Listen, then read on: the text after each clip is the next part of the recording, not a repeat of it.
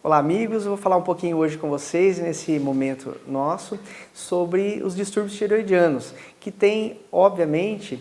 sempre surgido nos nossos consultórios e também é uma dúvida frequente das pessoas, até porque algumas, independente delas mesmas, às vezes têm quadros familiares e nos questionam se também possam ter esse tipo de problema. Algumas não necessariamente têm sintomas, muitas vezes a gente numa rotina de investigação acaba pedindo o exame da tireoide e você acaba encontrando alguma disfunção. Porém, esses quadros muitas vezes são considerados subclínicos, ou seja, eles já existem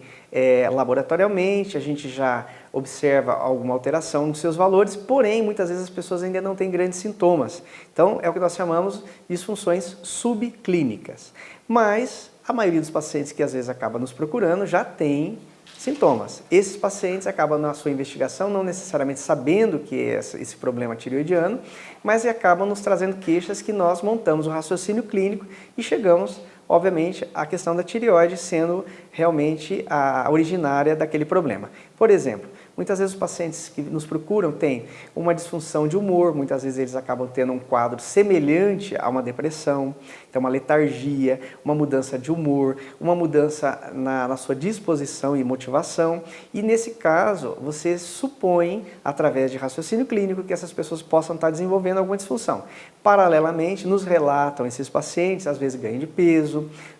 podem ter edema, ou seja, os inchaços, os famosos inchaços, e também muitas vezes referem para a gente a questão de unhas fracas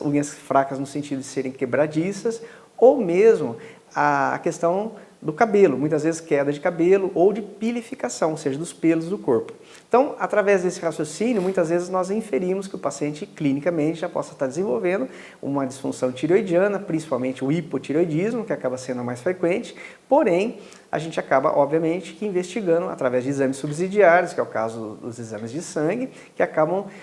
nos trazendo os valores reais que a pessoa tem. A partir daí, feito um diagnóstico, nós podemos elencar a possibilidade de tratamento. E também lembrando que toda vez que nós temos uma disfunção tireoidiana, nós temos a necessidade também de ver a glândula, através do quê? Do exame clínico, ou seja, da palpação da glândula, e também, muitas vezes, a necessidade de um exame subsidiário, que seria o ultrassom. O ultrassom nos dá também uma noção propriamente da estrutura da glândula, que é a tireoide, que fica localizada no pescoço. Tá? Então eu falei aqui do hipotireoidismo, que acaba sendo a doença tireoidiana mais frequente para nós, mas existe também a outra versão, ou seja, o hipertireoidismo, que é uma outra disfunção da glândula, somente que essa glândula agora passa ao contrário, de não ter um funcionamento adequado, mas ela acaba tendo o quê? Uma hiperprodução hormonal, ou seja, o hormônio tireoidiano passa a ser produzido em excesso. Através também de sinais e sintomas, nós começamos a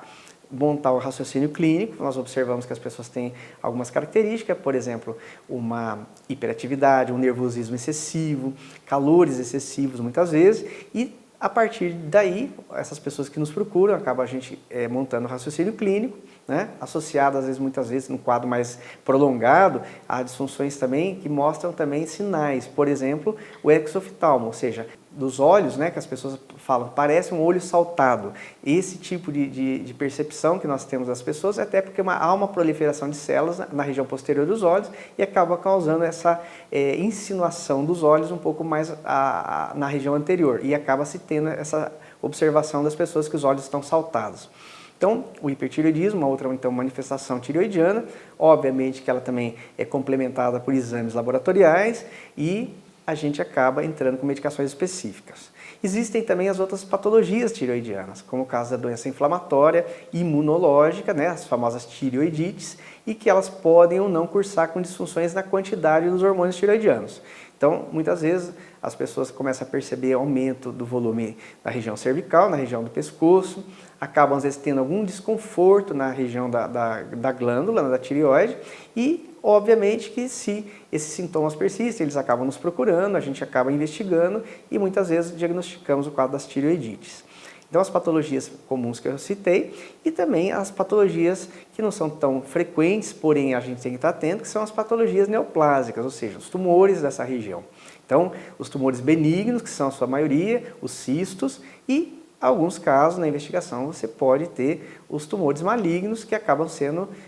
sempre a grande preocupação das pessoas e que a gente acaba através de diagnósticos sendo avaliadas adequadamente e se surgem esses tumores de característica maligna, a retirada da região da glândula ou a glândula toda passa a ser necessário. Mas, de qualquer maneira, a gente tem que estar atento a essas situações, até porque a tireoide é uma glândula bastante importante para o nosso corpo. Nós necessitamos dos hormônios tireoidianos para nós vivermos e ele tem que estar em nível satisfatório, nem em excesso, nem faltando. Então, eu falei um pouquinho das patologias mais comuns da tireoide, elas têm se acentuado muito, a glândula tireoide é uma glândula bastante responsiva às questões